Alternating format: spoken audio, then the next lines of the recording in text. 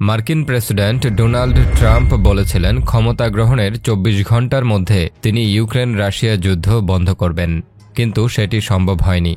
অন্যদিকে উত্তর কোরিয়ার সেনারা রাশিয়ার হয়ে ইউক্রেনে গিয়ে যুদ্ধ করছে, আবার ভারতীয়রাও ইউক্রেনের বিরুদ্ধে যুদ্ধ করছে। তাহলে প্রশ্ন দাঁড়ায়, এই যুদ্ধের ভবিষ্যৎ কী? আমাদের আজকের ভিডিওতে রাশিয়া ইউক্রেন যুদ্ধে উত্তর কোরিয়ার সম্পৃক্ততার কারণ খোঁজার পাশাপাশি এ যুদ্ধের কলাকৌশল, উভয় পক্ষের লাভ ক্ষতি, যুদ্ধের সর্বশেষ অবস্থা এবং ট্রাম্প কি এই যুদ্ধ বন্ধ করতে পারবেন কিনা সেসব বিষয় নিয়ে বিস্তারিত কথা বলবো। তো অনেক কিছু জানার আছে, চলুন শুরু করি। রাশিয়া ইউক্রেন যুদ্ধের বিস্তারিত আলোচনার আগে দেশ দুটির ভূতাত্ত্বিক অবস্থান এবং এদের সাথে উত্তর কোরিয়ার ভূতাত্ত্বিক অবস্থান জানা জরুরি। ইউক্রেন মূলত পূর্ব ইউরোপে অবস্থিত। দেশটির পূর্বে রাশিয়া, পশ্চিমে হাঙ্গেরি এবং রোমানিয়া, এছাড়া উত্তর দিকে পোল্যান্ড, স্লোভাকিয়া অবস্থিত। উর্বর ভূমি এবং কৃষিজাত পণ্য উৎপাদনের কারণে দেশটি কৌশলগত এবং ঐতিহাসিকভাবে রাশিয়ার কাছে গুরুত্বপূর্ণ, যার ফলে এই অঞ্চলে পশ্চিমা নেটোর প্রভাব বা সংযুক্তি যে রাশিয়ার জন্য হুমকিস্বরূপ তা বলার অপেক্ষা রাখে না। এরপরে আসে রাশিয়া। ভূমির দিক দিয়ে পৃথিবীর সবচেয়ে বড় দেশ রাশিয়া, যেটি পূর্ব ইউরোপ এবং এশিয়ার উত্তর দিক মিলে অবস্থিত। ইউক্রেন সহ কয়েকটি দেশের সাথে এর বর্ডার রয়েছে। উত্তর কোরিয়া দেশটি এশিয়া মহাদেশের পূর্বাঞ্চলে অবস্থিত, দক্ষিণ কোরিয়ার সাথে দক্ষিণ দিকে এবং রাশিয়া ও চীনের সাথে উত্তর দিকে সীমানাযুক্ত। এটি আকারে ছোট হলেও অত্যন্ত কড়া এবং নিয়মতান্ত্রিক সামরিক চর্চার জন্য উত্তর কোরিয়ার সেনাবাহিনী বিশ্বব্যাপী পরিচিত। এখন উত্তর কোরিয়া কেন বিদেশের মাটিতে গিয়ে যুদ্ধ করছে অন্য দেশের জন্য তা জানার আগে ইউক্রেন রাশিয়া যুদ্ধের বর্তমান পরিস্থিতি দেখে নেওয়া যাক। বর্তমানে বিশ্ব রাজনীতির সবচেয়ে চর্চিত বিষয়গুলোর মধ্যে ২০২২ সালে শুরু হওয়া ইউক্রেন রাশিয়া যুদ্ধ সবচেয়ে বড় ঘটনা। মূলত পশ্চিমা দেশগুলোর সাথে বন্ধুত্ব বৃদ্ধির সোপান হিসেবে ইউক্রেনের পশ্চিমা সামরিক জোট ন্যাটোতে যোগ দেয়াকে কেন্দ্র করেই এই যুদ্ধের সূচনা। স্বাভাবিকভাবেই প্রশ্ন আসে যে এই যুদ্ধে রাশিয়া এখন পর্যন্ত ইউক্রেনের কতটুকু জায়গা দখল করেছে। ২০২২ সালের ফেব্রুয়ারিতে রাশিয়া যখন বিভিন্ন দিক থেকে আক্রমণ করে ইউক্রেনকে, তখনই মূলত সে কিছু অংশ দখল করে নেয় ইউক্রেনের কাছ থেকে। তবে ইউক্রেনীয় বাহিনী পাল্টা আক্রমণের মাধ্যমে রুশ অধিকৃত অনেক এলাকা পুনর্দখল করতে সক্ষম হয়েছে। ২০২২ সালের নভেম্বরে প্রকাশিত তথ্য অনুযায়ী ইউক্রেন রাশিয়ার দখলকৃত প্রায় ৫০% এলাকা পুনরুদ্ধার করেছে। মধ্য ইউক্রেন থেকেও রাশিয়ান সৈন্যরা পিছু হটে। তবে ৩০ সেপ্টেম্বর ২০২২ সালে রাশিয়া যেসব এলাকা ইউক্রেনের কাছ থেকে দখল করে নিয়েছে সেগুলোকে রাশিয়ার অংশ হিসেবে ঘোষণা করে। সেই জায়গাগুলোর মধ্যে রয়েছে লুহান্স্ক, দোনেৎস্ক, জাপোরজিয়া এবং খেরসন অঞ্চল। শুধু লুহান্স্ক অঞ্চলকেই সে সম্পূর্ণভাবে দখল করতে পেরেছে, অন্য সব এলাকাকে সম্পূর্ণভাবে রাশিয়া দখল করতে পারেনি। খেরসন অঞ্চলের ৫৮%, জাপোরজিয়া অঞ্চলের ৭২%, দোনেৎস্ক অঞ্চলের ৬১% এলাকা দখল করতে পেরেছে। আর এর আগে ২০১৪ সালে ক্রিমিয়া দখল করে নিয়েছিল রাশিয়া।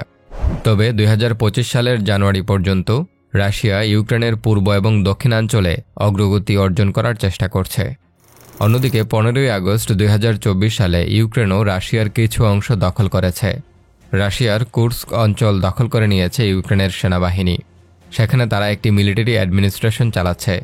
তারা সামনের দিকে এগিয়ে যাওয়ার চেষ্টা করছে। বিশ্বের অন্যতম বৃহত্তম সামরিক শক্তিসম্পন্ন রুশ বাহিনীর সাথে তুলনামূলক কম শক্তির ইউক্রেনের অসম এই যুদ্ধ স্বভাবতই বিশ্ববাসীর নজর কেড়ে নিয়েছে। ইউক্রেনের দীর্ঘদিন যুদ্ধ চালিয়ে যাওয়ার পেছনে আমেরিকা এবং পশ্চিমা বিশ্বের সাহায্যের বিষয়টি সবারই জানা। তবে অতি সম্প্রতি বিভিন্ন শীর্ষস্থানীয় নিউজ মিডিয়া একটি চমকে দেওয়া খবর প্রকাশ করেছে। আল জাজিরা, রয়টার্স, বিবিসি সহ অসংখ্য শীর্ষস্থানীয় নিউজ মিডিয়ায় দাবি করা হয় যে এই যুদ্ধে উত্তর কোরিয়ার সম্পৃক্ততা রয়েছে। রাশিয়ার হয়ে উত্তর কোরিয়ার সৈন্যরা ইউক্রেনে গিয়ে ইউক্রেনের বিরুদ্ধে যুদ্ধ করছে। ভিন্নধর্মী এই খবর আন্তর্জাতিক রাজনৈতিক অঙ্গনে ব্যাপক আলোড়ন সৃষ্টি করেছে। ২০২৪ সালের শেষ দিকে সর্বপ্রথম উত্তর কোরিয়ার সেনাবাহিনীর বিরুদ্ধে এই অভিযোগ আনা হয়। প্রথম বিষয়টি গুঞ্জন বলে উড়িয়ে দেয়া হলেও পরবর্তীতে দক্ষিণ কোরিয়ার গোয়েন্দা সংস্থা এবং ইউক্রেনের সেনাবাহিনীর অফিসিয়ালদের বরাতে রয়টার্স নিউজ একটি প্রতিবেদন প্রকাশ করে। সেখানে দাবি করা হয় প্রায় 11,000 উত্তর কোরিয়ান সৈন্য রুশ বাহিনীর সাথে ইউক্রেনে গিয়ে যুদ্ধ করছে। কিন্তু কেনই বা উত্তর কোরিয়ার সৈন্যরা রাশিয়ার হয়ে যুদ্ধ করবে? স্বভাবতই সবার মনে এই প্রশ্ন আসতে পারে। একটু খোলাসা করি। উত্তর কোরিয়া এশিয়ার দরিদ্র দেশগুলোর একটি। যদিও সেনাবাহিনীর শক্তির দিক থেকে দেশটি খুব বেশি খারাপ অবস্থানে নেই। তাই স্বাভাবিকভাবেই দীর্ঘদিনের ঘনিষ্ঠ মিত্র রাশিয়াকে সহযোগিতা করার পাশাপাশি অর্থনৈতিকভাবে কিছুটা সাহায্য পাওয়ার চেষ্টা করবে উত্তর কোরিয়ার মালিক কিম জং উন। 1950-এর দশকের পর থেকে উত্তর কোরিয়া বড় কোনো যুদ্ধে অংশগ্রহণ করেনি।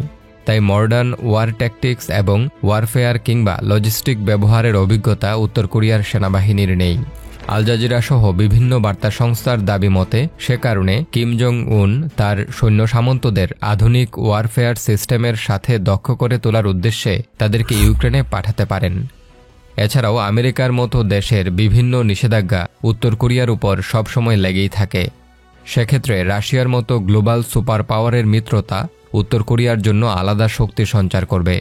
রাশিয়া যুদ্ধে উত্তর কোরিয়ার অংশগ্রহণ পশ্চিমা বিশ্বের সামনে এক প্রকার শক্তি প্রদর্শন বলেও মনে করছেন বিশ্লেষকেরা।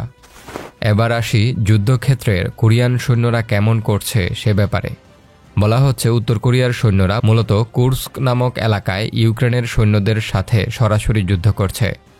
এপি নিউজ অনুসারে কোরিয়ান পাহাড়ি এলাকায় ট্রেনিংপ্রাপ্ত এসব সৈন্যরা রাশিয়া ইউক্রেন যুদ্ধে সম্পূর্ণ সমতল ভূমিতে খাপ খাওয়াতে হিমশিম খাচ্ছে। এছাড়া দীর্ঘদিন ধরে কোনো যুদ্ধের অভিজ্ঞতা না থাকায় আসল যুদ্ধক্ষেত্রে ইউক্রেনীয় সৈন্যদের কাছে ব্যাপক মাত্রায় মারা পড়ছে তারা। নিউ ইয়র্ক টাইমস এই সংখ্যা 1,000-এর বেশি হতে পারে বলে দাবি করেছে। তবে ধীরে ধীরে অভ্যস্ত হওয়ার ফলে মৃতের সংখ্যা কমে আসছে। তবে ইউক্রেনীয় সৈন্যদের থেকে উত্তর কোরিয়ার সৈন্যরা শারীরিক গঠনের দিক দিয়ে একটু এগিয়ে থাকার কারণে ক্লোজ ব্যাটেলফিল্ডে উত্তর কোরিয়ার সৈন্যরা সুবিধা পায়। ইউক্রেনীয় সৈন্যরা যুদ্ধক্ষেত্রে রুশ ট্যাকটিক্স সম্পর্কে ধারণা নিয়ে এগুলেও কোরিয়ার হঠাৎ আবির্ভাব নতুন এক জটিলতায় ফেলেছে তাদের। তাই অনেক সৈন্য মারা পড়লেও এখন পর্যন্ত কোরিয়ান সেনারা ইউক্রেনের উপর ভালোই চাপ সৃষ্টি করতে পেরেছে বলা যায়। এক্ষেত্রে ইউক্রেন কেমন কৌশল অবলম্বন করছে চলুন সে বিষয়ে একটু ধারণা দেই। অনাকাঙ্ক্ষিত এক নতুন শত্রুর আবির্ভাব ইউক্রেনের জন্য ঝামেলা যে বৃদ্ধি করেছে তা স্পষ্ট, যার ফলে নতুন স্ট্র্যাটেজিতে ইউক্রেনকে যুদ্ধ করতে হচ্ছে। তবে কিছুদিন আগে দুইজন উত্তর কোরিয়ান বন্দী সৈন্যের কাছ থেকে তাদের বিভিন্ন স্ট্র্যাটেজি সম্পর্কে ধারণা নিয়ে ইউক্রেন আপাতত তাদের প্ল্যান গুছিয়ে নিচ্ছে। এছাড়া ইউক্রেনের প্রেসিডেন্ট জেলেনস্কি মিত্র দেশ আমেরিকা সহ পশ্চিমা দেশগুলোর সাহায্য আহ্বান করেছেন এই বিষয়ে। তিনি বন্দি বিনিময় চুক্তির কথাও বলেছেন, যার মাধ্যমে ইউক্রেনের বন্দি সেনাদের বিনিময়ে উত্তর কোরিয়ার সৈনিকদের ফেরত দেওয়া হতে পারে। আন্তর্জাতিক চাপ সৃষ্টিতে ইউক্রেন এখন পর্যন্ত সফল বলা চলে। বিশেষ করে যুক্তরাষ্ট্র সব ধরনের অস্ত্র সরঞ্জাম দিয়ে সহায়তার পাশাপাশি নানা ধরনের নিষেধাজ্ঞা দিয়ে রাশিয়াকে চাপে ফেলার চেষ্টা করছে। উত্তর কোরিয়া যুক্ত হওয়ায় স্বভাবতই দক্ষিণ কোরিয়াও এক্ষেত্রে ইউক্রেনকে বিভিন্ন বিষয়ে সাপোর্ট দিয়ে শত্রুপক্ষের উপর চাপ তৈরির চেষ্টা করছে। এনবিসি এবং ব্লুমবার্গের মতে এ যুদ্ধে নর্থ কোরিয়া যোগ দেওয়ার ফলে পশ্চিমা দেশগুলো ইউক্রেনের প্রতি সাপোর্ট বাড়িয়ে দিয়েছে এবং বিভিন্নভাবে নিষেধাজ্ঞা আরোপ করে রুশ অ্যাগ্রেশনের প্রতিবাদ করছে। 2025 সালের জানুয়ারি পর্যন্ত যুদ্ধ এখনও তুমুলভাবে চলছে সীমান্ত এলাকায়। আরেকটি গুরুত্বপূর্ণ খবর হলো যে অনেক ভারতীয় রাশিয়ার পক্ষে ইউক্রেনে গিয়ে যুদ্ধ করছে। সেটি নিয়ে এর আগের একটি ভিডিওতে বিস্তারিত কথা বলেছি, সেটি দেখে নিন। এখন প্রশ্ন হলো, রাশিয়া ইউক্রেন যুদ্ধের সমাধান আসলে কি? কে কি চাইছে? ইউক্রেন চাইছে রাশিয়া ইউক্রেন থেকে তার সকল সৈন্য প্রত্যাহার করুক এবং দখলকৃত জায়গা ফেরত দিক, আর ইউক্রেনকে ন্যাটোতে যোগ দিতে বাধা না দিক। অন্যদিকে রাশিয়া বলছে যে আমি যেসব জায়গা দখল করেছি সেগুলো আমার থাকবে এবং ইউক্রেন ন্যাটোতে যোগ দিতে পারবে না, অর্থাৎ কেউ কারোর শর্ত মানতে রাজি নয়। অন্যদিকে আমেরিকার প্রেসিডেন্ট ডোনাল্ড ট্রাম্প বলেছিলেন তিনি ক্ষমতা গ্রহণ করার 24 ঘন্টার মধ্যে ইউক্রেন রাশিয়া যুদ্ধ বন্ধ করে দেবেন। তবে সাম্প্রতিক সময়ে তিনি বলেছেন যে এটি অনেক কঠিন একটা কাজ।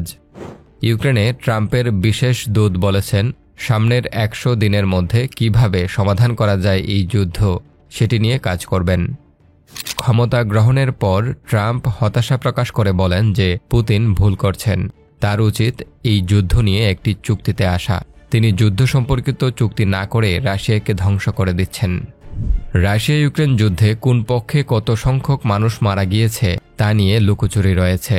ইউক্রেন বলে রাশিয়ার অনেক সৈন্য মারা গিয়েছে, আবার রাশিয়া বলে ইউক্রেনের অনেক সৈন্য মারা গিয়েছে। 2024 সালে ইউক্রেনের প্রেসিডেন্ট বলেছিলেন যে প্রায় 43,000 ইউক্রেনিয়ান সৈন্য মারা গিয়েছে, তবে রাশিয়ার মতে সেই সংখ্যা অনেক বেশি। অন্যদিকে 2025 সালের 15 জানুয়ারি ইউক্রেনের আর্মড ফোর্সের জেনারেল স্টাফের তথ্য অনুযায়ী প্রায় 8 লক্ষ রাশিয়ান নিহত বা আহত হয়েছে। তবে আমেরিকার ডিফেন্স অফিসিয়ালের তথ্য মতে প্রায় 1,20,000 রাশিয়ান সেনা মারা গিয়েছে এই যুদ্ধে। সবশেষে এখন প্রশ্ন দাঁড়ায়, এই যুদ্ধ আসলে কবে শেষ হবে? ট্রাম্প কি পারবেন এই যুদ্ধ শেষ করতে? এ বিষয়ে আপনাদের মন্তব্য কমেন্ট বক্সে জানাতে পারেন। ভিডিওগুলো শেয়ার করুন, চ্যানেলটি সাবস্ক্রাইব করুন। ধন্যবাদ।